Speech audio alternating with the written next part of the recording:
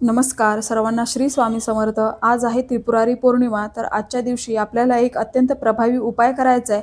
आपला मुख्य दरवाजा आपल्याला स्वच्छ पुसून घ्यायचा आहे आणि मुख्य दरवाजावर आतील बाजूने आपल्याला पुढील नावं लिहायचे। त्याआधी आपल्याला पार्वती, संभूती, प्रीती, संतती, अनुसया, क्षमा या 6 कृतिकांचे स्मरण करून मग आपल्याला स्क्रीनवर जे शब्द दिसत आहेत किंवा नावं दिसत आहेत ते आपल्याला चंदनाच्या सहाय्याने आपल्या मुख्य दरवाजाच्या आतील बाजूस लिहायचेत।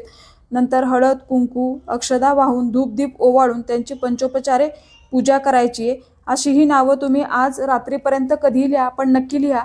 अशी नावं लिहिल्याने आपल्या घराचं किंवा घरातील व्यक्तींचं निगेटिव्ह एनर्जीपासून रक्षण होतं। निगेटिव्ह एनर्जी आपल्या घरामध्ये प्रवेश करत नाही।